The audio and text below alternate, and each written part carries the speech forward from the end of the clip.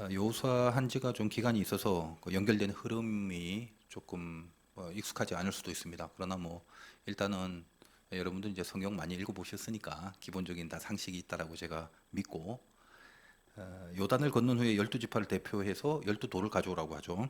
우리가 알다시피 요단을 이제 건널 때는 법궤를 맨 제사장들이 먼저 건너고, 앞으로 가다가 물이 끊어지고 더 이상 물이 내려오지 않는 그때의 중간쯤 법궤를 맨 제사장들이 있고, 따라온 백성들이 쭉 하고 다 지나갑니다. 다 건널 때까지 제사장은 강의 중간에 법궤를 메고 서 있게 됩니다. 그 제사장이 서 있는 곳에서 돌을 취해서 12개의 돌을 갖고 와서 12지파를 대표하는, 그래서 강을 건넌 후에 유숙할 곳에 가서 거기에 돌을 세워서 기념비를 삼습니다.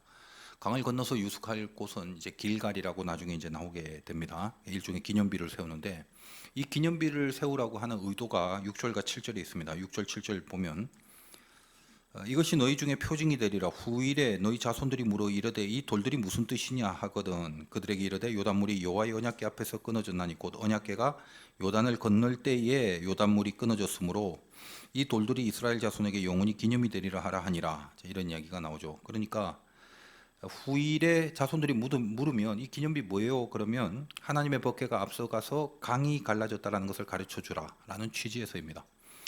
어떤 일을 기억하라라는 거죠. 기억하라는 것은 그 일의 핵심이 되는 원리를 잊지 말라는 것입니다. 여러분도 이제 은혜 받은 경험이 있을 것인데, 좀 힘들고 어려울 때 옛날에 받았던 은혜를 이렇게 추억해 보는 그런 경험이 있을 수도 있습니다. 근데 나 그때 그렇게 됐더라도 중요하지만, 그때 그렇게 되기까지 내 안에 있는 마음가짐이 어떤 것이었는가를 이렇게 은근히 느끼게 돼요. 그때 그런 일이 있었는데 기도로 하나님이 도와주셔서 했다면, 기도를 했다라는 것이 기억이 나는 게 아니라 그 기도를 하려고 했을 때 내 마음가짐, 내가 기도를 하는 데 있어서 어떤 마음 상태였느냐가 이게 생각나고 이게 기억이 나는 경우가 있더라는 것입니다. 그러니까 그런 취지에서 12돌을 세우고, 그 돌이 뭐냐라고 묻는다면 그때 요단을 건너게 된 핵심 원리가 뭔가라는 것을 기억하게 하라는 거죠. 앞부분에서 상당히 많이 이제 설명을 해드렸습니다만, 오늘 이야기를 다 하려고 하면은 오랜만에 또 여러분을 만나서 시간이 굉장히 길어질 것 같은 불안함이 있지만 뭐 어떻게 하겠어요. 아무튼 그 생략을 할 수는 없으니까 앞에서 얘기한 거지만 한번 다시 추억을 좀 해보도록 하겠습니다. 제사장이 발을 먼저 집어넣어라. 홍해 바다를 가른 사건과 요단을 가른 사건은 이렇게 차원이 다른 거라고 했죠. 홍해는 은혜를 말하고 요단은 의지를 말합니다. 그러니까 은혜라는 건 내가 아무것도 할 수 없는데 한 거죠. 내가 한 게 아니라 할 수 있는 게 없는데 했기 때문에 이건 전적으로 하나님이 해주시는 겁니다. 그런 것을 은혜라고 합니다. 그래서 여러분의 시작은 항상 은혜입니다. 이스라엘 백성의 역사 속에서 보여준 것이 가나안부터 들어간 게 아니죠. 그 출애굽에서 나왔습니다. 다른 말로 요단부터 건넌 게 아니라 홍해부터 건너게 했다는 거다. 근데 홍해를 건널 때 인간은 할 수 있는 게 아무것도 없었고 또 아무것도 한 것도 없습니다. 그리고 하나님이 뭘 하라고 요구한 것도 아니죠. 전적으로 하나님이 해주신 겁니다. 예를 들면 여러분이 지금 예수를 믿고 있는데 뭐 믿음의 정도의 차이가 있다 할지라도 다 예수를 진짜 진심으로 믿는다 칩시다. 다 그러시겠지만 그 믿음이라는 게 도대체 어떻게 생겼나? 내가 예수를 믿는 데 있어서 무슨 힘을 내가 썼는가? 이 중에는 많은 부분 또 이런 사람이 있어요. 태어나다 보니까 나는 이미 교회를 다니고 있더라. 그러니까 뱃속에서 이미 교회 다니는 사람도 있고 그걸 모태라고 합니다. 근데 모태라고 하는 게 모태라 할지라도 구원을 받은 건 아니죠. 그러니까 모태라는 사실 자체가 구원하고는 상관이 없습니다. 그 삶의 습성이 그냥 뱃속에서부터 다니다 보니까 하나의 습성이 교회 다니는 존재가 됐다라는 거지. 진짜 믿음을 가져야 하는 게 그게 구원이죠. 근데 이 믿음이라는 것은 하나님이 주신 겁니다. 저 같은 케이스는 기독교 가문도 아니었는데 청소년기 말년에 그때 믿음을 가진 그런 경우도 있죠. 돌아보면 제가 하나님을 믿으려고 노력한 건 없습니다. 그러니까 엄청난 현실적 고난이 있었는데, 엄청난 현실의 고난이 있다 할지라도 그걸 어떤 해결하려고 하면, 그래서 종교를 찾았다 하면 뭐 많잖아요. 불교로 갈 수도 있고 절에 갈 수도 있고 무당을 찾아갈 수도 있었을 것인데, 그렇게 다른 종교를 의지할 수도 있었지 않겠습니까? 그런데 다른 종교가 아니고 예수 믿는 거, 또 예수 믿는 방법 말고라도 뭐그 외에도 현실의 고난을 뭔가 타파하려는 돌파구는 많이 찾았을 거다 이겁니다. 좀 나쁘게 말하면 아예 그냥 빗나가 버릴 수도 있겠죠. 에라이 모르겠다 이런 인생, 착하게 살면 뭐하냐, 의미 있게 살면 뭐하냐, 그냥 노세 젊은 노세 내뭐 그러면서 원망과 불편에 가득 쌓인 채로 뭔가 이렇게 삐뚤어질 거야 이렇게 나갈 수도 있죠. 그게 해결 방법은 아닙니다만 그런 식으로 내가 나를 몰아가게 하는 여러 가지 루트가 있다라는 거예요. 그런데 희한하게도 그 모든 것을 해보려는 다양한 시도들 중에 결국은 예수를 믿게 됐다라는 결론이 이게 신비한 거죠. 내가 예수를 믿으려고 노력한 건 아닙니다. 처음부터 그런 게 아니라 어떻게 보다 보니까 말을 뭐 어떻게 다른 말을 할 게 없어서 뭐 어떻게 하다 보니까라고 말할 뿐이지 이 전체의 큰 흐름이 내가 하는 게 아니다라는 것을 새록새록 느끼게 한다라는 겁니다. 그러니까 은혜라는 건 그런 거예요. 항상 하나님이 나에게 전적으로 하나님이 나에게 집중하는 겁니다. 근데 그럼 의지라는 건 뭐냐? 그거 반대죠. 은혜와 의지의 균형이 되는 이게 신앙입니다. 하나님이 여러분에게 은혜를 줬으면 그 은혜를 붙들고 내 의지를 발휘하는 것이 신앙입니다. 이걸 소통이라고 그러는데 하나님이 나에게 집중하시는 것이 하나님의 은혜라면 의지라는 건 반대입니다. 내가 하나님께 집중하는 것, 내가 하나님께 전적으로 집중하는 거예요. 이 두 가지가 돼야 돼요. 은혜는 뭐다? 하나님이 전적으로 나에게 집중하는 거. 의지는 내가 하나님께 전적으로 집중하는 거. 이 두 가지가 돼야 된다라는 거예요. 그러니까 내가 믿음을 얻었다면 거저 얻은 거기 때문에 나는 믿음 있어. 보니까 믿음을 챙겨놨네. 믿음 받았어. 그래서 어디 뭐 호주머니 깊은 곳에 집어넣고 감춰두고 살라는 말이 아닙니다. 그 믿음을 갖고 나면 받았다라고 생각되면 내가 이젠 스스로 다시 이 믿음을 근거로 하나님께 집중할 수 있는 내 편에서의 의지가 중요하게 됩니다. 이 의지가 없으면 우리 신앙은 의미가 없는 거예요. 그래서 홍해와 요단강 이 두 가지의 코스웍을 통해서 하나님이 이것을 메시지로 주는 거죠. 홍해 바다를 건넜다는 것은 하나님이 나에게 집중하셨다는 차원이고 그것이 스타트가 돼서 그 다음에 어떻게 요단은 내가 하나님께 집중하는 차원이 되는 겁니다. 그래서 제사장이 자기의 발을 물에다 반드시 집어넣는다는 조건 속에 바다가 갈라지는 거죠. 홍해는 그렇지 않았습니다. 아무것도 안 해도 하나님이 갈라주셨다는 거예요. 이런 깊은 메시지가 있다라고 여러 번 제가 말씀을 드렸죠. 그러나 여러분 스스로 알다시피 하나님께 집중을 하고 사느냐 그게 좋아 그러면 좋아 그래야 될 것 같아 이 동의는 하지만 그렇게 못합니다. 그러면 어떻다? 요단이 갈라지기 힘들죠. 집중을 해야 되는데 내 의지를 하나님께 향해야 되는데 오늘 이 말씀 가운데 그 전반적인 이야기를 이 흐름을 다 읽으면서 또 따져볼 필요는 없습니다. 이 내용을 여러분이 읽으면서 다 알았다고 제가 그렇게 파악을 하고 다만 사람들이 좀 잘 모르는 이런 것도 있었어라고 하는 부분이 9절에 있는데 9절 한번 보겠습니다.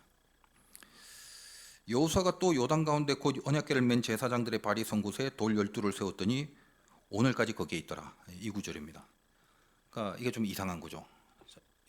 다시 한번 보면 어떤 기념비를 세웠냐 하면 언약궤를 맨 제사장이 가운데 있고 백성들이 다 지나가고 그 언약궤를 맨 제사장 앞에 있는 거기는 뭡니까? 물이 없는 요단강이죠.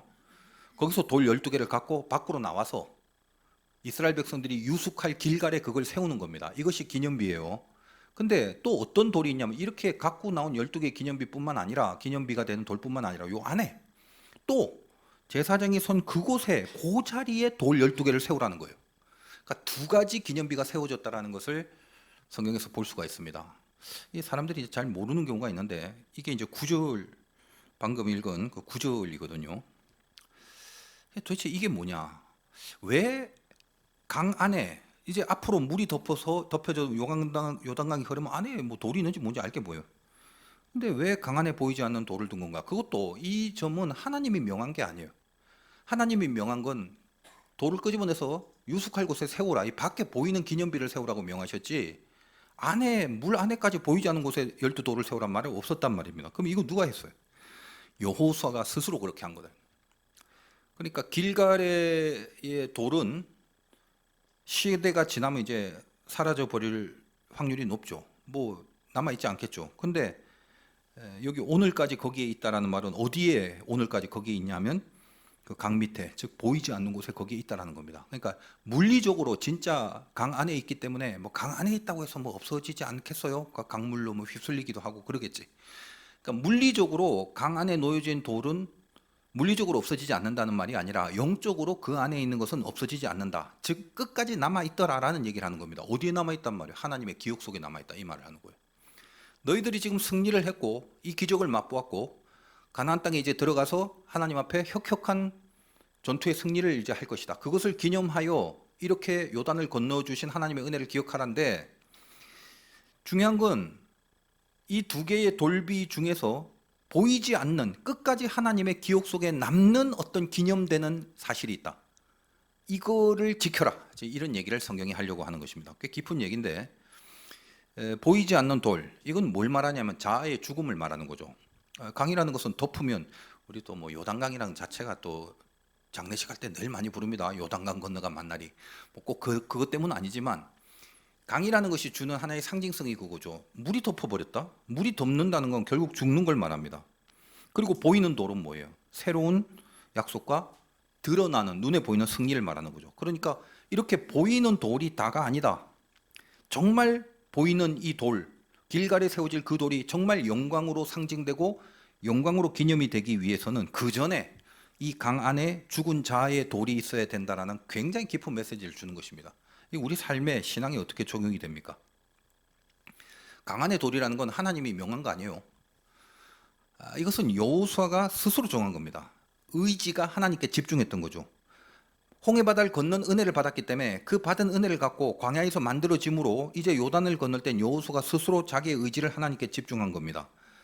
아주 중요한 메시지가 있죠. 무엇에 집중한 겁니까? 하나님께 집중했다는 게 하나님의 뜻을 살리고 하나님의 영광을 드러나기 위해서 내 자아를 내가 스스로 죽이는 것에 집중했다라는 말이에요.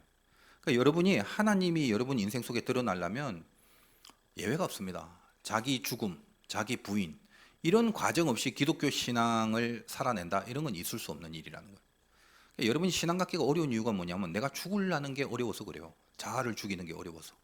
자존심도 있고 죄도 있고 육성, 본성, 쾌락, 이 모든 것들이 나를 죽이지 않으면 다 드러날 수밖에 없는 죄된 인생을 살기 때문에 정말 하나님 앞에 붙잡히고 하나님의 영광을 드러내려면 이 자아의 죽음을 내가 집중적으로 해내지 않으면 안 된다라는 겁니다. 그것이 이 요단강에 보이지 않는 돌 속에 스려 있는 하나의 메시지가 되는 것이죠. 자기 죽음은 강 안에 있습니다. 내가 나를 죽이는 걸 옆 사람이 몰라요. 내가 나를 죽이는 싸움은 나와 하나님만이 알고 있는 싸움이에요. 그거는 드러낼 수도 없는 거며 나는 나를 죽였습니다라고 말할 필요도 없는 겁니다. 자기 죽음이라는 건 하나님만 보는, 오로지 하나님만 아시고 하나님만 보는 겁니다. 그래서 요단의 물 한가운데 밑에 그 돌이 그렇게 기념되게 세워놓는 이 여호수아의 영성이 거기서 보여지는 거죠. 여러분이 하나님께 집중할 수 있는 영성이 중요하죠. 은혜를 받았다면, 하나님이 나에게 집중했다면 이제 내가 하나님 앞에 집중하는데, 이게 진짜 신앙인데 이 경지까지 가야 되는데 그 영성이 언제 생기느냐? 마음 잡으면 그렇게 돼요. 천만에 만만해. 여러분이 하나님 앞에 집중할 수 있는 방법은 자기 죽음만으로서 가능해집니다. 그렇다면 자기 죽음은 쉽냐? 이게 또 어렵다고 그러죠. 어려우면 그걸 못하냐? 예, 못합니다. 어려워서. 그럼 죽는 건데, 그래서 하나님이 그냥 못한 채로 내버려 두지 않고 하게끔 만들어요. 억지로. 어떻게? 내가 나를 죽이는 그 일을 억지로라도 하게끔 하는 방법이 뭐냐? 그래서 고난이라는 걸 주는 거예요. 오늘 아침에도 제가 설교하면서 고난의 의미를 해석했는데, 설교를 하다 보면 이상해요. 그날 하여간 본문은 달라도 낮 예배나 젊은 예배나 어떤 기본적으로 가장 중요한 코드가 통하는 것 같아. 오늘 이 말씀을 묵상하면서 고난에 대한 이해를 좀 잘해야 된다는 생각을 낮 예배도 했지만 지금도 하고 있습니다. 조금 더 구체적으로 말하면 가시라고 칩시다. 리얼하게. 바울에게도 가시가 있었죠. 우리에게 고난이라는 게. 그래서 이 고난 때문에 억지로라도 그러니까 싫어도 마음에 안 들어도 그렇게 하고 싶지 않아도 죽을 수밖에 없게 만드시는 그런 하나님의 섭리, 그 섭리가 결국 사랑이었다라는 것을 이해하시는 경지가 돼야 된다는 거예요. 신앙이라는 건 딴 거 아니에요. 나에게 닥쳐온 고난의 의미를 잘 이해하고 해석하면 됩니다. 이스라엘의 역사를 본다면 광야, 이걸 잘 이해해야지 애굽도 알게 되고 가나안도 해석이 되는 거다 이 말이에요. 고난에 대한 깊은 담론을 한번 펼쳐보겠는데 시간이 언제까지 걸리는지 모르겠네. 이 중에 난 고난이 하나도 없어요. 그럼 이제 졸아도 돼요. 주무셔도. 그러나 인간이라는 게 고난 없는 사람이 어디 있어? 혹시라도 만에 하나 난 지금까지 고난이 없었어요. 그러면 앞으로 있을 거니까 걱정하지 마. 없는 사람은 사생아라고 성경이 말하고 있어요. 내 자녀이기 때문에 고난을 준다고 얘기를 했기 때문에 제가 낮 예배 때도 고난의 개념이 중요하다고 얘기했는데 고난에 대한 이해를 잘해야 됩니다. 인간의 문제라는 건 다 고통이죠. 고통이 뭐냐? 바라는 대로 되지 않는 거예요. 그걸 고통이라고 합니다. 크게 세 가지 늘 말씀드립니다. 물질입니다. 그리고 관계고 질병이에요. 육신의 질병. 항상 이 세 가지 범주 안에 있어요. 목사님 잘 모르시나 본데 저는 이 세 가지 말고 다른 고통이, 다른 문제가 있는데요. 뭔데? 저는 진학입니다. 저는 진로입니다. 취업입니다. 혹은 결혼입니다. 근데 잘 한번 생각해 보세요. 진로, 뭐 진학, 취업 그런 문제는 크게 보면 물질 문제에 속해 있고, 뭐 결혼 문제는 뭐예요? 관계 문제이기도 하고. 근데 사실 이런 문제들이 서로 연관이 있기도 합니다. 인간관계가 예를 들면 다 무너졌다 그러면 그걸로 끝나는 게 아니에요. 그로 인하여 마음 아프고 몸 아프고, 그럼 질병 걸리고, 질병 걸리면 병원 가야 되면 돈 필요하고, 그럼 돈 문제 들고, 여러 가지가 다 연관이 돼 있다는 거예요. 근데 큰 세 가지의 서클 안에 다 들게 돼 있습니다. 돈이나 질병이나 관계 문제. 여러분은 하나님 믿고 살아가는 사람입니다. 그래서 그 믿음이라는 게 과연 어떤 효력을 가져다 주길 바라는가 하면 이런 거예요. 그 고난 앞에서 하나님이 도와주셔서 이 고통의 문제를 싸그리 없애버려 주면 얼마나 좋겠냐, 이걸 기대하고 그걸 원합니다. 잘 됩니까? 이제까지 그렇게 살아왔잖아. 안 되죠. 안 되니까 뭔가 이게 갈등 속에 때로는 원망, 의심, 낙심이 생깁니다. 하나님 있는 거야 도대체? 있다 하더라도 나는 신경 안 써주는 거야 도대체? 뭐야 이거? 있고 신경 써주는다 하더라도 나는 방법이 마음에 안 드는데 에라이 딴 데로 갈란다, 삐뚤어질 거야, 이런 식으로 갈 수 있는 경우가 태반이다라는. 자, 안 된다. 뭐가 안 돼요? 하나님 믿어도 안 되더라. 뭐가 안 되는 거예요? 내가 바라는 대로 안 되는 거죠. 그것뿐이죠. 내가 바라는 그게 안 되는 거예요. 그러면 하나님이 나를 안 도와주시는 건가? 아니면 하나님이 없는 건가? 아니면 혹시 뭔가 다른 하나님의 뜻이 있는 건 아닌가? 이런 식으로 자꾸 생각하게 되면 이제 슬슬 짜증이 나죠. 알아요. 그래, 하나님 뜻이 있다는 것도 알고 그 뜻을 따르고 이거 인정하고 받아들여야 된다는 것도 많이 들어서 알아왔습니다. 그러나 일단은 내가 바라는 걸 좀 해주세요. 이게 우리 모두의 솔직한 수준이에요. 물론 그렇게 시작하는 것만 해도 대견합니다. 시작을 그렇게 할 수는 있어요. 그러나 여러분이 겟세마네 기도를 생각하면 주님의 기도가 참 감동이죠. 내 뜻대로 하지 마옵시고 아버지 뜻대로 하옵소서. 이게 멋있죠. 은혜가 됩니다. 그게 진짜기 때문에. 그런데 그런 얘기를 들어도 내가 은혜를 받지 못하고 이 진리 안에 나를 자꾸 이렇게 깎아내는 이 훈련과 연습이 안 돼 있으면 그런 얘기를 들어도 아유, 그거는 이제 주님이니까, 주님 정도 되니까 그렇게 되는 거고, 난 아직은 연약하오니 내 뜻을 일단 이루어 주십시오, 이렇게 얘기를 합니다. 그런 마음이 있다라는 거예요. 이해는 합니다. 그러나 이제 이해는 하더라도 인정은 못 해드린다는 거예요. 오늘 여러분이 설교를 듣고 여러분의 그 기대와 수준에 내가 초를 치고 싶은 마음은 없지만 진리가 뭔지는 분명히 알고 전해야 될 것 같습니다. 한국 교회가 이따위로 된 이유가 그 시초의 단추를 잘못 꼈기 때문에, 기도하면 다 들어준다, 하나님을 열심히 믿으면 네 뜻대로 다 잘 될 거다, 이런 전혀 성경적이지 않은 교훈을 하도 많이 심어줘 갖고 이상한 걸 믿어버리는 바람에 엉망이 돼버린 거예요. 여러분은 잘 배워야 되죠. 믿음이라는 건 하나님 믿는 거예요. 나를 믿는 게 아니에요. 그러니까 내가 바라는 것이 이루어지길 믿는 거면 나를 믿는 거고, 하나님이 바라는 것을 이루어 드리는 것은 하나님을 믿는 거예요. 이 뻔한 소리를 마음에 안 들어 한단 말이에요. 보통 사람들이 어쩌겠어요. 마음에 안 들면 할 수 없지. 그러나 적어도 여러분이 정말 예수를 믿고 예수를 따르기로 했다면 인생의 어떤 스탠스가, 신앙의 스탠스가 분명해야 된다는 거예요. 물론 하나님이 뭐 무조건 하나님이라면 언제나 절대로 내 바람은 이루어주지 않는다, 그건 아닙니다. 하나님의 뜻이 내 뜻이 되는 경우도 꽤 있어요. 그러나 통계상 보면 그렇게 많지는 않아요. 왜냐? 나는 죄인이기 때문에 이 죄가 좋아하는 것들은 하나님이 좋아하지 않는 경우가 훨씬 많다라는 거예요. 믿음이라는 건 결국 내 뜻이 아니라 하나님 뜻 앞에서 항복하는 겁니다. 이걸 좀 진취적으로 표현하자면 내 뜻보다 하나님의 뜻이 더 좋다, 그걸 믿는 거예요. 적어도 그걸 믿는 거예요. 조금 더 땡기게 표현을 하자면 내 뜻보단 하나님의 뜻이 나에겐 결국 더 좋은 거다, 이걸 확실하게 인정하는 겁니다. 싫든 좋든 그걸 믿는 겁니다. 성경에서 가장 많이 그리고 가장 심각하게 저질러진 죄성이 뭐냐면, 제가 늘 말씀드립니다. 출애굽기부터 우상죄거든요. 저는 어릴 때는, 처음 예수 믿을 때는 성경이 이해가 잘 안 되는 부분이 이제 거기에 있었어요. 하나님은 왜 이렇게 우상죄에 대해서 많은 말씀을 하실까? 구약 성경을 뜻도 모르고 읽어보니까 맨날 하나님이 질책하고 이스라엘 백성들이 맨날 범죄한 게 뭐냐면 이 우상죄예요, 우상죄. 나는 그게 이해가 안 되더라고, 처음에는. 그리고 십계명을 보면 그 십계명 초반부의 계명이 뭐예요? 그 중요한 1, 2, 3, 4 이런 개념들 1, 2, 3 전부 다 뭐예요? 우상죄에 대한 지적입니다. 오히려 저 뒷부분에 있는 거, 살인, 간음, 도적, 거짓 증거, 우리가 맨날 저지른 그런 거, 이런 거는 훨씬 더 많이 저지르고 죄질도 굉장히 안 좋다라고 생각이 되는데, 근데 이상하게 하나님은 우상죄에 훨씬 더 강조를 하시고 그 우상죄에 집착을 하실까 싶은 겁니다. 여러 번 말씀드렸지만 확실히 알고 가셔야 돼요. 여러분, 우상죄는 여러분이 무슨 뭐 부적을 갖고 있다거나 주술을 사용한다거나 무당을 찾아가 의지한다거나 무슨 타로 카페 가서 타로점을 친다든가 뭐 하여간 뭐 여러 가지 것들 사주팔자 요즘에 AI가 뭐 사주팔자도 본다고 해서 전부 다 집어넣고 난리인데 그러기만 해라 그냥 그 생략 그런 것들을 말하는 게 아니다 이 말. 그냥 여러분 주술을 사용하고 뭐 다른 걸 이용한 건 우상이 아니라 그냥 배교예요 배교 그건 아예 딴 데로 가버린 거예요 그게. 근데 십계명이 뭡니까? 우상죄를 저지르지 말라는 십계명은 누구한테 준 거냐면 이방인들에게 준 게 아닙니다. 이스라엘 백성들 믿는 사람한테 주신 거다 이 말이에요. 그러니까 하나님을 믿는 자들에게 주신 계명이라면 그 안에 우상죄를 짓지 말라고 했다면 하나님을 믿는 믿음의 사람들 안에서 우상 범죄가 있다라는 거지 다른 걸 믿는다라는 게 아니다라는 개념이에요. 가장 근본적인 본질이 그거다 이 말이에요. 우상죄라는 게. 저는 하나님 말고는 다른 거 안 믿는데요. 불교 안 믿는데요. 그래서 저는 우상죄를 짓지 않습니다. 대부분 그렇게 고백하실지 모릅니다. 근데 그렇지 않다. 제가 수백 번 얘기했죠. 여러분 우상죄에 대한 개념을 분명히 알아라. 출애굽 사건에서 우상죄 본질이 나타납니다. 모세가 시내산에서 올라가 계명 받는 동안 이거 출애굽기 때 다 했던 말이지.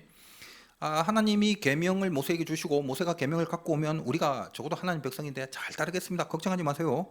호언장담을 했던 이스라엘 무리들이 모세가 좀 더디 내려오니까 그걸 못 참고 금송아지를 만듭니다. 그리고 뭐라고 합니까? 야, 우리 이제부터 하나님 제끼고 금송아지를 믿을 거다. 그렇게 말하지 않았다고 그랬죠. 성경은 뭐라고 되어 있습니까? 금송아지를 하나님이라고 하자. 그렇게 말합니다. 무슨 말이냐면 우리에게 금을 줄 수 있는 존재가 우리 하나님이다. 그러니까 하나님의 의미, 하나님의 가치, 그 하나님의 존재의 속성을 우리에게 금을 주는 범위 안에서만 의미가 있는 신이다. 이렇게 규정을 해버린 겁니다. 제 말의 표현과 단어들이 멋있어서 굉장히 이게 수준 높아 보이지 실은 아주 간단한 거예요. 하나님 돈 안 주면 나 하나님 안 믿을 거예요. 내지는 돈만 주시면 됩니다. 내가 나를 부인하거나 자기를 무슨 죽인다든지 이런 거 하고 난 상관이 없어요. 그냥 내가 원하고 바라는 것만 주시면 저는 그 하나님이면 충분합니다. 그 외에는 간섭하지 마세요. 요거하고 똑같은 거죠. 한국 교회라는 게 사실 여러분 이제 젊어서 잘 모르는 사람도 많겠지만 참 참담한 현실입니다. 우리 한국 교회가 기독교 역사 한 140년 정도 됐는데 이 모양이 되어버린 결정적 죄성이 뭐냐? 제 판단입니다. 우상죄를 저질러 버린 거예요.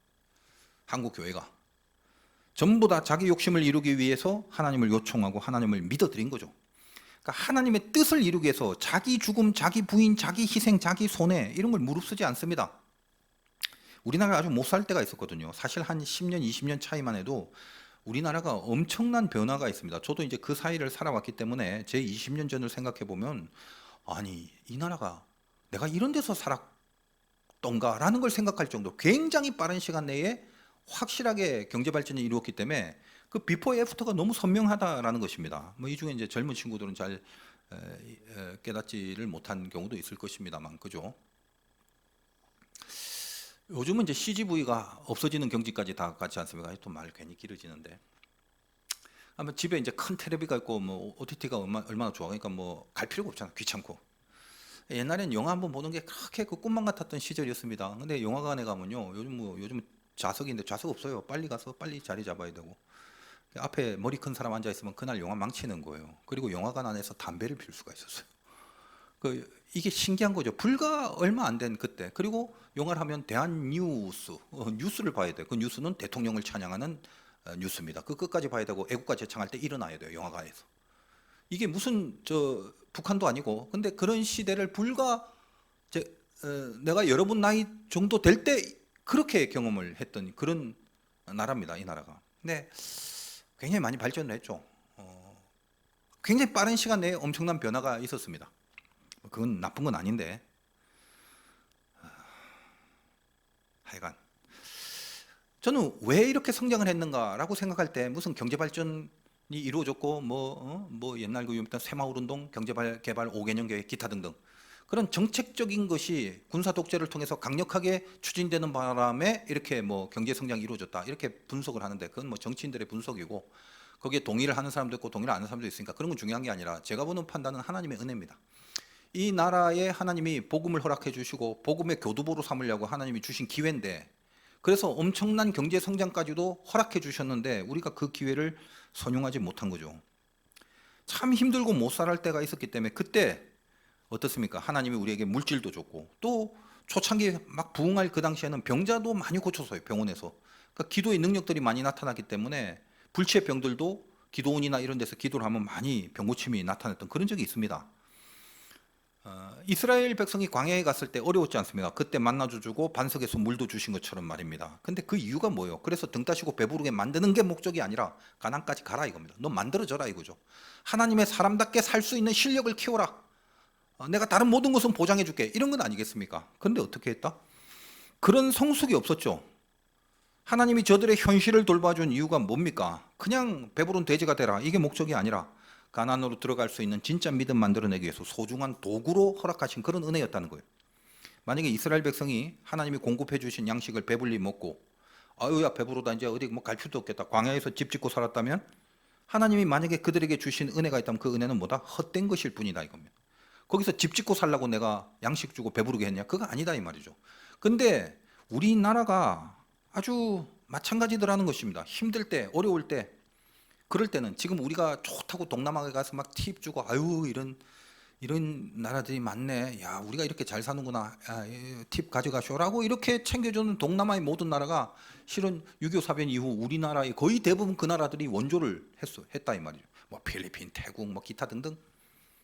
그러니까 이 나라가 어떤 나라인지 좀 스스로 잘 봐야 되는데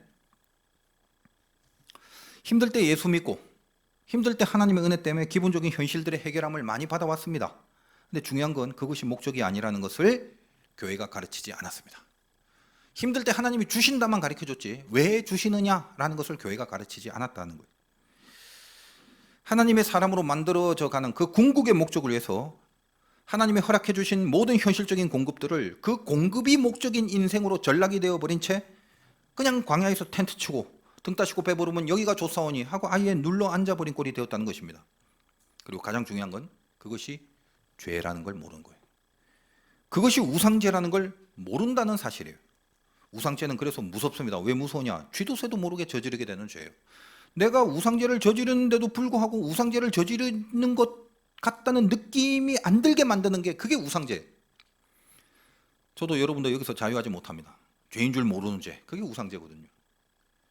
이제 잘 생각해 보셔야 돼요. 어떤 일에 대해서 내 바람대로 되지 않는 것을 여러분이 적어도 개종을 하거나 예수 믿는 걸 포기하지 않는 이상 하나님 안에서 어쨌든 많든 적든 깊든 얕든 여러분이 믿음을 갖고 있다면 그 상황에서 내 바람대로 되지 않는 것을 원망하거나 불평하거나 왜 내 뜻대로 안 돼? 그래갖고 막 속이 안 좋아서 울그락불그락 하고 있다면 뭐 어느 정도까지는 인간인지라 좀 봐줄만 할지라도 결국 내내 그런 불만 속에 뒤틀려버린 심보를 가지고 있다면 여러분은 알게 모르게 하나님이 그토록 싫어하는 우상죄에 점여들고 있다는 것을 감지해야 되는 겁니다. 자꾸 불평만 쌓여지 이상하게 예수 믿고 살아가는데 자꾸 원망만 생기고 짜증만 계속 나는 거야.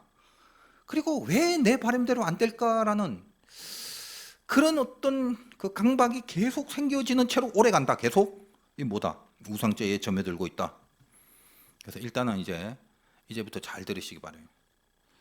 여러분이 믿음은 아직 있잖아요. 조금이라도. 그러니까 일단 동의는 하고 시작해야 돼요. 그 시작에 동의가 필요해요. 뭐에 동의를 해야 돼? 내 뜻이 아니라 하나님의 뜻이 옳다. 그리고 하나님의 뜻이 결국은 나를 궁극적으로 위한 것이다. 나는 내가 좋다고 여기는 것이 나를 위한 것인 줄 모르지만 하나님은 나를 위해서 좋다고 하는 것이 무엇인지를 아시는 분이기 때문에 하나님의 뜻이라면 결국 이게 나를 위한 것이다. 마음에 안 들지만 일단은 인정하고 거기에 동의는 하자는 겁니다.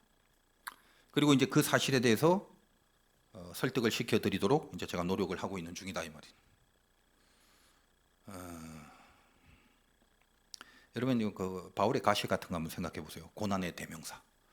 알다시피 사도 바울은 가시가 있었는데 그 가시가 구체적으로 뭔지는 뭐 여러 가지 설들이 있습니다. 대표적으로는 이제 말 그대로 육체의 가시라고 하는데 뭐 여러 가지 육신의 질병 혹은 건강의 뭐 악화 그런 것이라고 보는 견해가 지배적입니다. 뭐 불치의 병이 있다든지 그렇게 봐도 되는 거고 이제 중요한 건 뭐냐면 그 가시가 바울에게 어떤 악한 영향을 주었는가라는 점입니다. 그 이제 성경을 찾아보면 가시라고 표현된 헬라어가 스콜라스인데 말뚝이라는 의미가 있어요. 그러니까 이게 무슨 생선가시 같은 거 손에 잘린 그런 개념이 아니라 진짜 말뚝 같은 가시인지는 몰라도 그 의미가 그 체감되는 정도가 그런 거다 이 말이에요. 그러니까 몸에 어떤 말뚝이 박힌 것 같은 고통을 주는 그런 가시더라라는 말이에요. 이걸 육체의 가시라고 했으니 육신의 어떤 질병이라고 보는 게 제일 무난할 것 같은데 그것을 이제 바울의 표현상 이것을 사단의 가시다라고 할 정도면 그 가시가 바울의 인생을 극도로 방해하고 고통을 주는 종류였다는 것을 알 수 있습니다. 누구에게나 크든 작든 이런 가시가 있어요. 그래서 이 가시를 향한 모든 공통적인 일관된 마음이 뭐예요? 뺐으면 이거거든. 없었으면 이거. 그걸 누구나 갖고 있는 거예요. 그게 빠지기만 하면 훨훨 날아갈 것 같은, 모든 것이 다 해결함을 받을 것 같은 그런 생각을 들게 하는 게 있다는 말입니다. 그게 가시인데 우리 다 있죠. 그것만 없으면 진짜 저 잘할 수 있는데 그것 때문에 망할 것 같다는 생각을 하게 되는 자기만의 가시들. 근데 그게 몸 안에 들어가 있는 가시라서 내 몸 안에 있기 때문에 아우 싫어. 바깥에 있으면 글로 안 가고 도망가면 될 거 아니야. 아니면 뭐 버려버리거나 안 보거나 피해버리거나 그런 식으로 해결할 수 있는데 이게 몸 안에 있어요. 그러니까 그런 식으로 해결될 게 아니라는 거예요. 늘 함께 있습니다. 그러니까 가시라는 개념이 그거잖아. 박힌 채로 여전히 같이 있는 거, 그런 거. 제거가 안 되는 거. 우리 모두에게 있다는 겁니다. 아까 말한 것처럼 고통의 세 가지 범주 중에 하나이죠. 어떤 물질의 종류의 가시일 수가 있고 사람일 수도 있고 마음이나 몸에 병든 상태, 질병일 수도 있고. 잘 알다시피 바울은 그 가시를 빼달라고 간절한 기도를 3번이나 합니다. 바울의 기도는 영적인 명분도 있잖아요. 합당한 기도잖아요. 빼내야 내가 사역을 열심히 할 거 아닙니까? 영광을 위해서 복음을 전하기 위해서 뛰는 바울에게 몸의 가시라는 건 정말 방해뿐이고 하나님 나라의 걸림돌이 되는 것이라고 판단했기 때문에 분명히 기도를 해야 될 제목이고 또 반드시 그렇게 응답이 되어야 될 명분이 있는 기도라는 것은 틀림없습니다. 그런데 하나님은 그 기도를 들어주시지 않았고 바울은 평생 그 가시와 함께 그냥 주님의 사역을 감당하고 살았습니다. 그러나 그 가시를 빼달라고 기도하는 중에 바울은 더 깊은 진리의 세계로 들어가 더 세고 강력한 진리를 터득했는데 그것이 유명한 그 바울의 어록이 되어서 소개되고 있습니다. 내 능력이 약한 데서 온전하여짐이라. 성경에 있는 말씀이죠. 여러분도 그런 거 하나 써갖고 다녀요. 핸드폰에 그 프로필 같은 데 이상한 거 쓰지 말고 내 능력이 약한 데서 온전하여짐이라. 그래서 바울은 그 가시와 같은 그 약함을 자랑하게 되고 그리스도의 능력이 내게 머물게 함이라 라고 고백하잖아요. 가시가 있으니까 그리스도의 능력이 떠나지 않고 내 안에 머물더라. 자기의 가시를 신앙으로 해석하게 됩니다. 결론적으로 뭐다? 나는 이 가시 때문에 하나님의 능력이 머물렀습니다. 반대로 가시가 없으면 하나님의 능력도 떠날 겁니다. 가시 택할래? 하나님 능력 택할래? 둘 중에 하나를 선택해야 되겠죠. 그러니까 고난이 있으면 짜증내지 말고 이 고난을 빨리 신앙 안에서 이용을 해야 된다는 거예요. 어떻게 이용하냐? 교만을 꺾는 능력으로 이용해야 돼요. 그러니까 여러분 지금 잘 파악을 하세요. 지금 여호수아를 하면서 굉장히 확장된 범위 내에서 지금 말씀을 전하고 있는데 고통에 대한 이해를 잘해야 되고 고난에 대한 해석을 해야 돼. 이게 신앙의 정점이에요. 여러분 지금 다 고난이 있을 때 이 고난을 빨리 이용하라고 그랬죠. 그러면 이 고난은 우리에게 뭔가 하나님의 뜻을 이루기 위해서 주시는 거기 때문에 그 중에 뭐다? 교만을 꺾는 능력으로 빨리 이용을 해야 돼요. 교만이 뭐예요? 반대말 겸손이잖아. 그럼 겸손은 뭐예요? 세상에서 말하는 어떤 윤리와 도덕적인 개념이 아닙니다. 저 사람 참 겸손해. 근데 그 파헤쳐 보면 절대 겸손하지 않은 사람이 천재예요. 성경적으로 말하는 교만과 겸손은 겉으로 보이는 처세가 아니라 다분히 영적인 겁니다. 뭐냐? 겸손이란 영어의 휴밀리티의 어원이 휴무스인데 휴무스는 흙이란 뜻이에요. 가인이 타락해서 에덴의 동쪽으로 가서 가인의 도성을 만들고 살아가는데 창세기 4장 26절에 보면 가인이 죽고 나서 이제 아벨 대신에 셋, 그러니까 아벨도 이제 가인에 의해서 죽음을 당했으니까 그 후손이 필요하잖아요. 그래서 셋을 낳게 하시고 그 셋이 또 아들 낳고 이름을 에노스라 지었습니다. 에노스란 말이 먼지 흙이란 뜻이거든요. 근데 성경이 뭐라고 표현하냐면 에노스라고 이름을 짓고 나서 성경의 표현은 사람들이 비로소 여호와의 이름을 불렀다 이렇게 기록이 됩니다. 이 무슨 말이냐면 흙이라는 개념이 겸손이다라고 했죠. 그러니까 하나님을 부르게 된 거예요. 먼지 흙이란 뜻을 갖고 있는 이름을 쓸 때부터. 그러니까 겸손의 핵은 뭐냐? 하나님을 부르는 게 겸손이라는 거예요. 저 사람 굉장히 겸손해 보여. 보이는 건 누구라도 겸손해 보일 수 있어요. 그럼 뭐 어려워 그거? 처세라는 건 100% 연기인데 연기는 얼마든지 할 수 있지. 근데 성경이 말하는 겸손은 그런 어떤 유교적 어떤 뭐랄까 예의 범절 도덕 윤리 이런 걸 따지는 게 아니라고요. 하나님 앞에서 하나님을 부를 수 있는 심령. 그 말은 뭐다? 왜 불러? 필요하니까. 하나님이 필요하다라는 진심을 갖고 있는 게 겸손이라는 거예요. 그럼 반대로 교만은 뭐다? 교만의 핵심. 하나님 필요하지 않다는 거죠. 그러니까 여러분이 사람이 겸손하냐 교만하냐는 그걸로 따져야 돼요. 여러분이 겸손합니까? 교만합니까? 그냥 인사 잘하고 웃고 친절하고 희생하고 양보하고 이런 걸로 따지는 게 아니야. 내 안에 하나님의 필요, 그 니드가 있느냐, 이걸 갖고 내 겸손과 교만의 영성을 따지면 돼. 선택해야 돼요. 가인의 도성은 어때요? 하나님은 없지만 문명의 극치를 달리고 불편함이 없었습니다. 원하는 거 바라는 거 다 이루어 놓고, 그 가인의 도성에 있는 창세기에 나오는 라멕 같은 사람은 어떻게 표현합니까? 내가 얼마나 강한지. 아니야, 나를 해꾸질하기만 해봐라. 내가 벌을 내리리라. 조금만 다치게도 내가 다 죽여버리리라. 내가 얼마나 강한지 아냐. 그러니까 마치 자기가 하나님인 양 심판까지 선포하고 살아가는 그 정도의 정서였습니다. 반면에 아까 말한 에노스는 뭐다? 하나님의 이름을 부릅니다.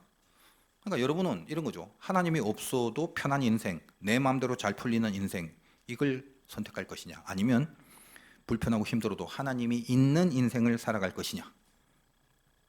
이런 질문을 하면 꼭 얍실한 사람이 생겨요. 저는 하나님이 계시면서도 편안한 인생을 살랍니다. 그렇게 얘기를 하죠. 뭐 좋아요. 뭐 그럴 수도 있습니다. 그러나 많지는 않아요. 거의 희박합니다. 제 말은 둘 중에 하나를 택한다면 어디에 설 것인가, 그걸 묻는 거예요. 답은 알잖아요. 근데 수준이 안 되죠. 믿음을 가지셔야 되는 거예요. 믿음이 없기 때문에 수준이 안 따라가는 거예요. 가인의 도성에 사는 그 나는 강하다라고 말하는 라멕의 부인들이 이름부터 명품이에요. 여러분 창세기 보면 읽어봤지만, 카이로스 성경 공부하신 분은 알겠지만, 아다, 실라, 이런 이름을 갖고 있는 부인들입니다. 아다는 장식이란 뜻이고 실라는 귀걸이가 딸랑딸랑하는 그 소리를 반영하여 만든 이름이 의성어죠. 얼마나 많은 것을 지렁지렁 달고 다녔습니까? 동시에 또 그늘이란 뜻도 있단 말이에요. 그 실내라는 소리. 그러니까 부와 사치, 향락을 누리는 존재. 근데 그 본질은 뭐다? 그늘, 어둠이다라는 말입니다. 그게 좋겠어요? 안 좋죠? 안 좋다는 말을 제가 아무리 한들 실은 다 소용이 없어요. 여러분 뭐 이 중에 자매들 샤넬 한번 매고 싶잖아. 샤넬 매지 말라는 말이 아니에요. 돈 있으면 뭐 사서 매는데 뭐라 말릴 거야. 아, 저는 돈만 있으면 에르메스가 더 좋은데. 좋아, 사서 매라고. 그게 뭐 죄겠어. 단지 여러분들이 필요로 하는 인생, 그 가난한 심령을 잃어버리지 말고 그걸 잊지 않고 살 수 있느냐라는 걸 묻는 것입니다. 대부분 어떻게 살아요? 샤넬만 매주시면 하나님 땡큐. 나에게 필요한 하나님은 샤넬을 주신 하나님으로 끝나버리는 거지. 근데 진짜 신앙은 뭐예요? 있는 게 죄가 아니라 샤넬 매는 게 중요한, 그게 뭐 나쁘다는 게 아니에요. 나는 하나님을 그럼에도 불구하고 혹시 에르메스를 매고 있더라도 하나님에 대한 니드가 내 안에 간절한 존재로 있는가, 이걸 보라는 거예요. 대부분 그런 거 하나 매고 나면 하나님은 안중에도 없는 인생을 살기 때문에 드리는 말씀이다. 여러분이 다 어려서 지금 돈이 별로 없겠지만 혹시 통장에 수십억을 재놨다. 교회 한 번 안 나오면 내 인생이 어떻게 될지 모른다라는 불안감이 하나도 없어요. 뭐 빠질 수도 있지. 왜? 한 번 빠져도 별로 큰일이 안 나잖아. 늘 거기에 다 속아 넘어가는 거죠. 단 교회는 다 빠져도 통장에 수십억 재놓으면 그걸로 인생 전체를 총체적으로 안심하고 살려고 하는 게, 그게 인간들이에요. 우리가 그 경지를 벗어나지 않으면 우리는 영원히 우상죄 속에 갇혀져 있는 신앙적이 아닌 존재로만 살아갈 수밖에 없다라는 것입니다. 그렇게 살지 않기 위해서 하나님이 가시를 주는 거죠. 가시는 우리에게 그 가난함을 지키게 하는 거예요. 지키게 하는 거예요. 제가 목회를 하면서 이제 가끔 막 갑자기 기도에 불붙는 사람, 막 기도에 안 나오다 기도 나오는 사람, 교인들 봅니다. 그분은 신앙이 좋아져서 나오는 경우가 별로 없어요. 뭐냐? 거의 대부분 일난 거예요. 그건 일났어. 거의 100%. 목회자로서 그런 사람들 보면 겉으로 많이 이제 걱정해 줍니다만 속으로는 아이고 참 제대로 잘 가는구나. 쾌재를 불러요. 뭐가 망하고 잘못되는 건 안타깝지만 그것 때문에 하나님을 찾게 된 그 모습이 저한테는 그게 훨씬 더 기쁨이 됩니다. 성경의 가장 큰 교훈이 뭐냐? 사람은 말로 해서 안 된다는 거, 그거죠. 그러니까 여러분이 예수 믿는 이유가 뭔가요? 천국이고. 그럼 천국이 뭐냐? 주님이 영원히 나와 함께하는 곳, 거기가 천국입니다. 그러니까 주님을 필요로 하면서 살아온 사람에게는 평생의 소원이 완성된 곳이죠. 근데 평소에 살면서 하나님이 필요도 없고 주님 옆에 있는 거 부담스럽고, 그런 사람에게 천국은 뭐라고 했습니까? 그렇다면 그렇게 부담스러워 죽겠는 존재와 영원히 같이 한다. 이거 지옥이죠. 그건.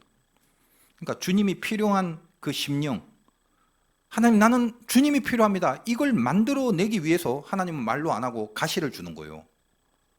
아니, 난 주님 필요 없으면 안 돼요. 그럼 망하는 거잖아요. 그러니까 하나님이 우리를 멸망하게 안 하고 주님을 필요로 하는 존재로 만들어 가야 되는데, 그래야 구원을 이루는데, 그게 내 마음대로 내 뜻대로 그냥 가만히 내버려 두면 그렇게 되는 게 아니기 때문에 우리를 버릴 수 없는 하나님이 우리에게 가시를 준다는 거예요. 그래서 그 가시 때문에 뭐다? 결국은 천국에 보내지게 되는 겁니다. 이것이 하나님의 큰 섭리다라는 거예요. 그래서 바울은 이런 말, 자만하지 않게 하는 능력이 생겼다, 그렇게 고백하죠. 여러분 가만히 냅두면요, 쥐뿔 아무것도 없으면서 교만해지는 게 그게 여러분이에요. 그게 인간이에요.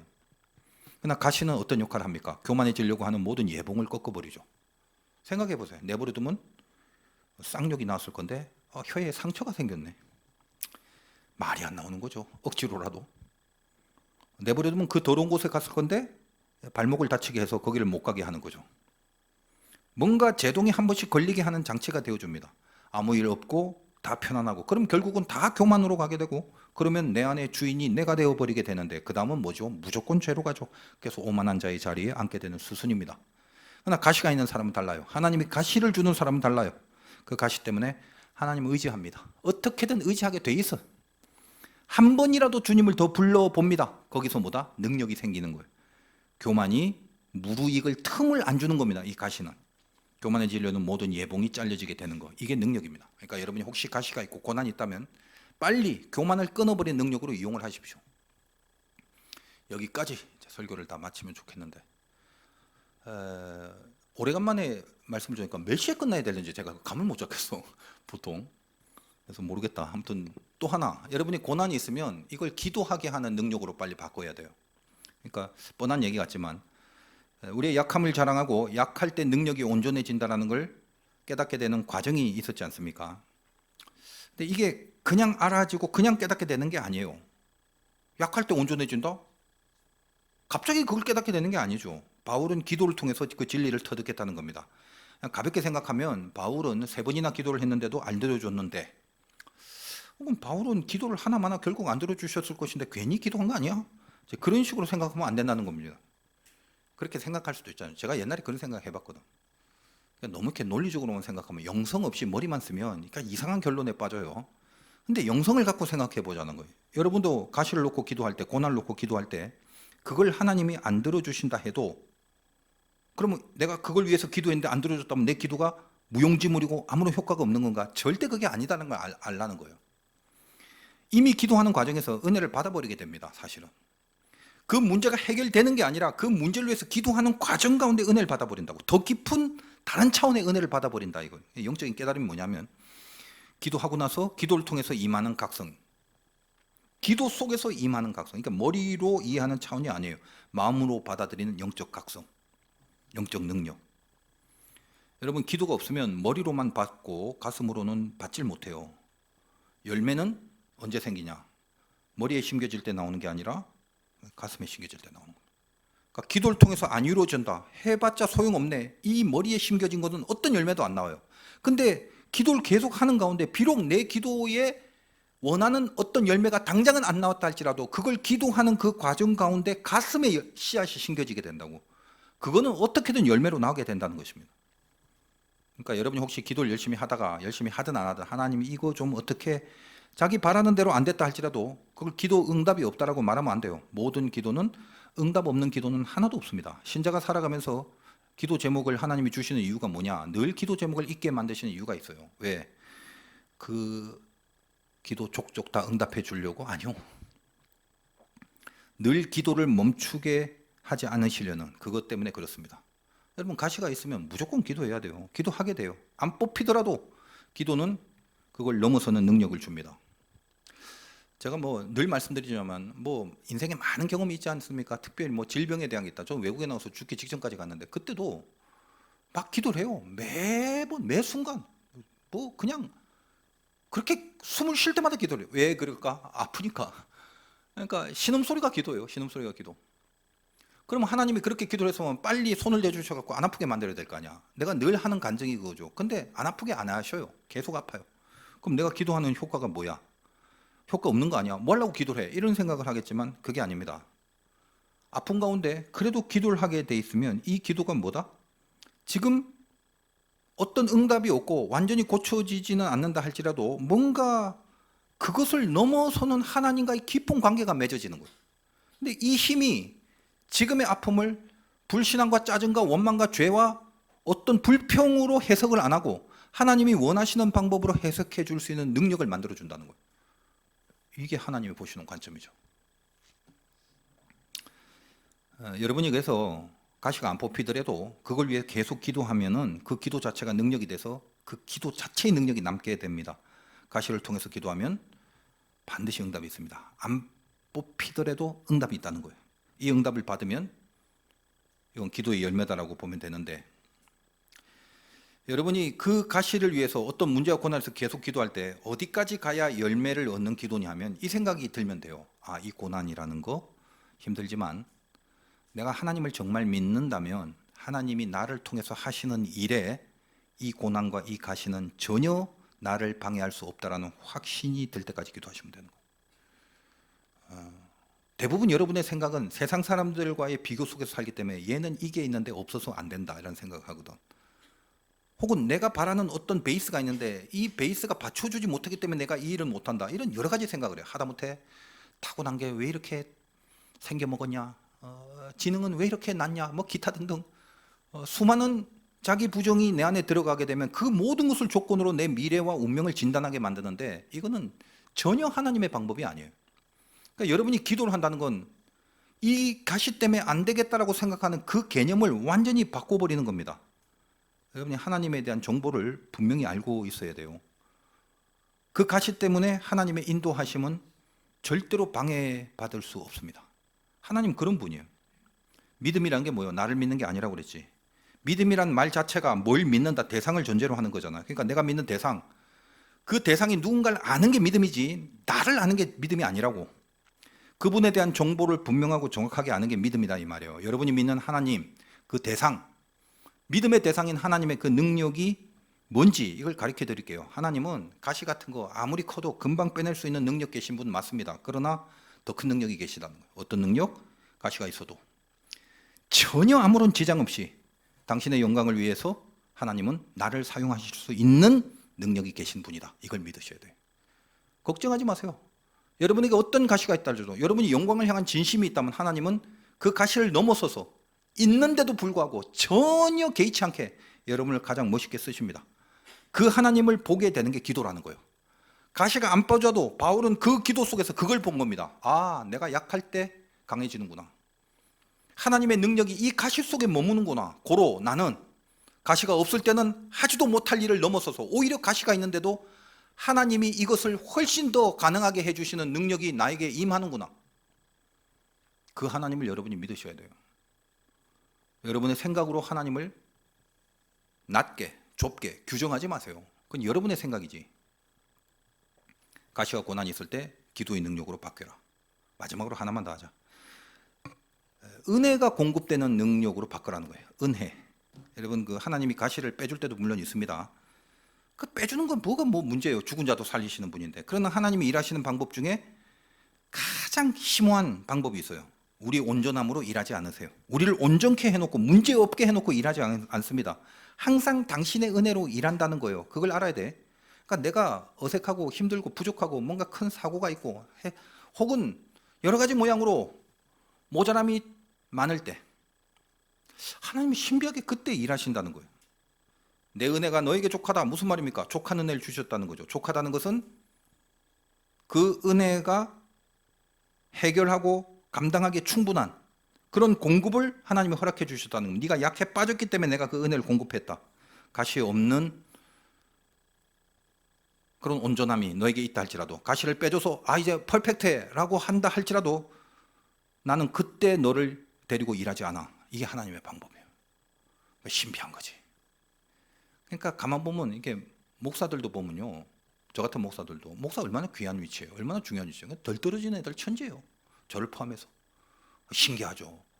아니 유능하고 똑똑하고 기가 막힌 사람들이 세상에 많은데 왜 꼭 보면 지지리도 못 나고 뭐 돈 없고 머리 나쁘고 못생기고 오만 이런 종자들 다 골랐고 목사를 그렇게 죄다 만들어놨는지 모르겠어. 저를 포함해서. 왜 그럴까요? 이거는 인간이 하는 게 아니라 하나님이 하는 거다라는 것을 가장 적나라하게 드러나기 위한 하나님의 방법이죠. 말도 안 되는 자들의 말을 통해서 은혜를 받고. 그래서 저는 여기에 서 있는 것 자체가 신비이며 눈물겨운 감사하고 몸둘 바를 모를 정도로 염치 없고 송구스럽지만 참으로 귀하고 감사한 자리라고 생각합니다. 그 가치가 있기 때문에 더 큰 은혜, 더 많은 은혜, 더 강력한 은혜를 주시는 거예요. 그 은혜로 일하라고. 그래서 바울이 고백합니다. 내 능력이 약한 데서 온전하여짐이라. 이렇게. 여러분이 가시가 있고 고난이 있으면 은혜를 받을 수 있는 능력으로 빨리 바꾸셔야 돼요. 하나님이 가시 안 뽑아주는 대신에 은혜를 좋게 부어주시더라. 그럼 여러분 생각하세요. 가시를 뽑고 네 힘으로 할 거냐? 아니면 가시 때문에 하나님의 힘으로 할 거냐? 둘 중에 뭘 택할래? 하나님이 그 일을 하시는 게 달랑 내가 하는 일과 비교가 되겠습니까? 그래서 제가 목회를 하면서도 성도들을 보거나 종들을 보고 느끼는 결론이 그거예요. 쓰임받는 자들의 특징이 뭐더라? 전부 다 가시를 품고 뛰고 있더라. 힘들 때, 몸 아플 때, 형편이 나쁠 때, 그럴 때 여전히 내가 가시가 있는데 그걸 아시는 하나님이 족한 은혜를 부어주시는 겁니다. 저는 그런 사람들 보면 이거 진짜구나 싶어요. 진짜구나. 그 은혜로 일하고 그 은혜로 뛰는 겁니다. 그럼 자기가 알아요. 자기가 스스로. 내가 하는 게 아니네.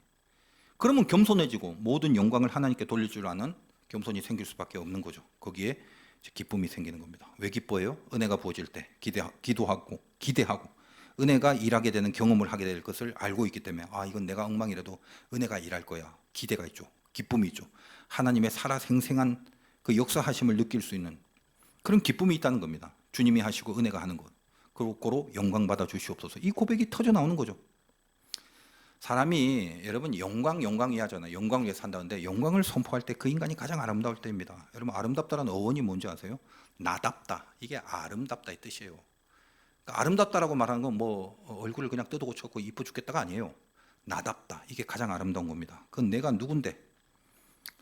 여러분 누굽니까? 하나님이 당신의 아들 대신 피 흘려 죽게 하신 대가로 자녀 삼아 주신 존재.